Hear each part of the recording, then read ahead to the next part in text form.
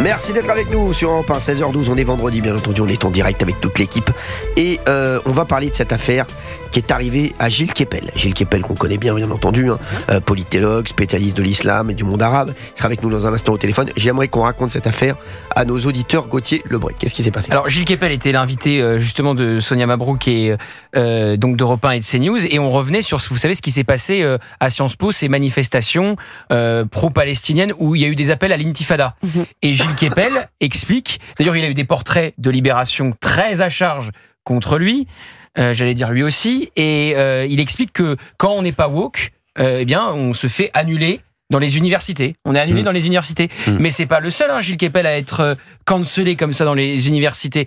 Dès que vous n'êtes pas sur une ligne très à gauche woke, vous avez du mal à tenir une conférence dans les universités. C'est arrivé à notre ami Geoffroy Lejeune à de multiples reprises, à Sylviane Agacinski qui est sur une ligne anti-GPA. Ça lui est arrivé aussi. Donc en fait, Gilles Kepel explique qu'il y a une sorte de terrorisme intellectuel maintenant dans les universités et que si on n'est pas sur cette ligne-là, on se fait annuler, on ne peut pas venir tenir une conférence. Très bien, alors Gilles Kepel sera avec nous, il est en ligne d'ailleurs avec nous, Gilles Kepel dès maintenant, et c'est vrai qu'on pose la question, nos universités sont-elles devenues woke? Il y a Wikewak d'ailleurs. Et Gilles Kepel c'était à l'ENS, c'était à l'École Normale Supérieure. Exactement, l'ENS, j'ai fait 2 ans moi l'ENS. Oui, vous avez fait Normale Sup? Quelle année? Normale Sup. Oui les gars. Oui, les gars. Respect, merci. Moi, j'ai passé le concours de Normal Sup. Ah bah, elle a passé tous les concours. Mais ça, les concours, on peut les passer. Après ma cagne, oui, j'ai passé le concours de Normal Sup. Elle était dans un Porsche Macan. Et elle n'a toujours pas le résultat, Valérie. Exactement. Non, j'ai échoué d'un demi-point, ce qui a été douloureux à l'époque pour être admissible à l'oral. Lui, il n'est pas échoué d'un demi-point, lui. D'un demi-centimètre. Merci Gauthier Lebray. Allez, Gilles Kepel est avec nous. Bonjour Gilles Kepel, merci d'être avec nous sur Europe 1. Merci beaucoup. C'est vrai que votre témoignage a fait énormément parler aujourd'hui. Et c'est vrai qu'aujourd'hui, on se dit, est-ce qu'il faut maintenant, il faut montrer patte blanche, patte woke dans les universités maintenant, quoi.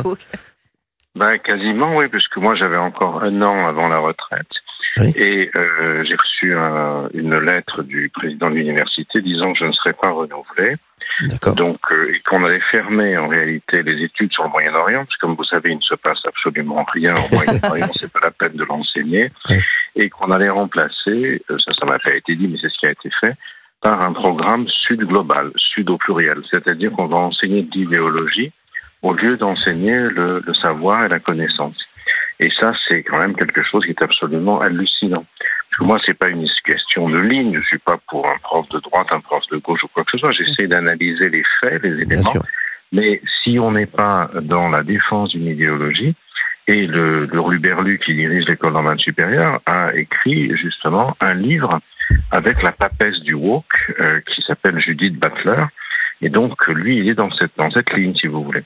Et du reste, je n'ai pas besoin de dire son nom, mais son patronyme commence par les 2 mêmes lettres que le mot woke, ce qui est une coïncidence qu'on appelait en latin nomen omen, c'est-à-dire entre le nom et le destin. Ah oui, c'est intéressant. Ça. Très intéressant. Non, et puis en plus, c'est assez édifiant parce que le Normal Sup est une institution. C'est une de nos plus grandes écoles. C'est une grande école qui est connue pour son recrutement qui est hyper sélectif. C'est une université de formation pour la recherche. C'est elle qui forme ce qu'on appelle les élites. Donc c'est très angoissant. Enfin, c'est très perturbant, on va dire. Oui, c'est très préoccupant. Alors le phénomène s'est produit à Sciences Po aussi, mais heureusement à Sciences Po, maintenant il y a un nouveau directeur qui est quelqu'un qui a les pieds sur terre, dont je pense qu'il va être capable de remettre l'institution en fonctionnement. À l'école normale supérieure, à l'université PSL, c'est pas ça. Et celui qui a signé mon exclusion, le président de l'université, lui-même a dû partir avant d'ailleurs, parce qu'il a été visé par un certain nombre de procédures administratives et judiciaires. Donc il m'a foutu dehors, mais il a été puni avant, donc ce qui prouve qu'il y a une justice immanente quelque part. Alors, il paraît que certains professeurs, c'est compliqué d'enseigner d'ailleurs. Et pour quelqu'un comme vous, Gilles Kepel, ça devenait compliqué d'enseigner, non? Moi, avec les étudiants, ça s'est toujours parfaitement passé. Ah d'accord. Parce que ils sont intéressés parce que je raconte que j'ai quand même 50 ans d'expérience, etc. Mais si vous voulez, c'est la machine administrative qui a peur du wokisme ou qui en fait partie, qui décide qu'il faut virer un gars comme moi. Mais c'est vrai que et je vous le dis, il n'y a pas que dans les universités, c'est partout comme ça maintenant en ce moment. Est-ce que je peux poser une question à M. Keppel? Dans les médias, c'est que ça devient compliqué quand même. On est d'accord. Oui, je vous écoute. Est-ce que peut-être... avion, donc je voulais savoir si l'administration n'est pas peut-être plus royaliste que le roi. Vous avez évoqué la peur. Est-ce que parfois, en fait, il recule avant même d'être touché? Vous voyez ce que je veux dire? Est-ce que il procède à votre éviction avant même qu'il y ait le début d'un commencement d'une bronca contre vous? Il n'y a eu jamais aucune bronca contre moi. Les étudiants c'est toujours ça bien passé.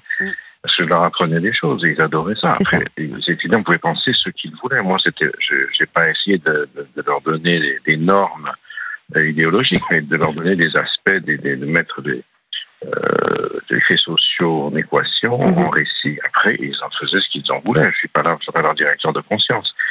Mais oui, c'est un peu le cas. Nathalie Hennig, qui a écrit un livre là-dessus, expliquait que parfois l'administration se servait de ces idées wokistes pour de contrôler les profs, si vous voulez.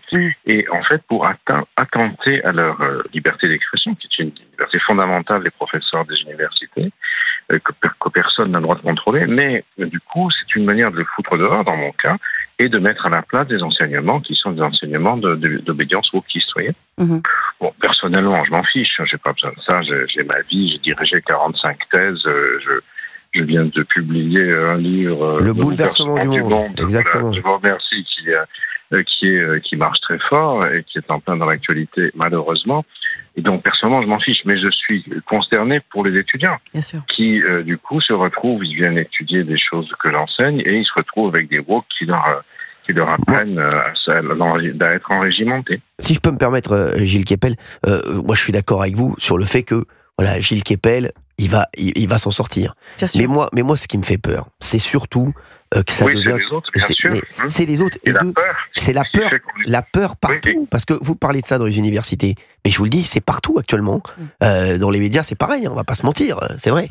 Valérie Benaïm et donc Gilles Keppel, oui, bon, lui, il a une carrière immense. Il va se retourner, mais c'est vrai qu'il y a plein de gens qui vont être maintenant bloqués dès le début de leur carrière. Et ça va créer une forme d'autocensure, c'est-à-dire que pour éviter, on va s'auto-censurer, on va pas. C'est ça. On va éviter de prendre tel ou tel mec, et c'est vrai que est-ce qu'il va y avoir encore des Gilles Keppel, voilà, dans 20 ans? C'est ça le truc. La vraie question elle est là. Je crois que oui, quand même. Enfin, je ne sais pas si c'est des Gilles Keppel, mais il y a une réaction. Il y a énormément de gens qui en ont marre, et je le vois autour de moi. Enfin, il y a beaucoup de gens qui considèrent que ça suffit comme ça. Et on voit déjà aux États-Unis que c'est en train de tomber parce que vous avez en fait le business qui s'est engagé là-dedans. C'est ça. Le business a soutenu le wokisme parce que le wokisme est une façon de couper la société en petits morceaux. Chacun est dans son narcissisme identitaire et du coup, vous mobilisez pas ensemble, si vous voulez, pour faire des grèves, etc. Il y a les couleurs, les préférences sexuelles, la taille, je ne sais trop quoi, et la race, la religion. Et du coup, vous êtes dans une situation où vous n'êtes pas mobilisé. Et le résultat, c'est qu'aujourd'hui, ça a créé des effets pervers tels qu'aux États-Unis, un grand nombre de boîtes qui avaient pas mal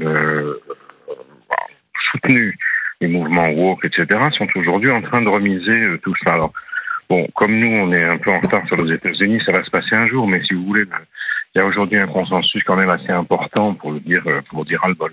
Merci Gilles Keppel, on vous laisse prendre votre avion et merci d'avoir d'être intervenu sur Europe 1 dans Marche sur la tête. Merci beaucoup.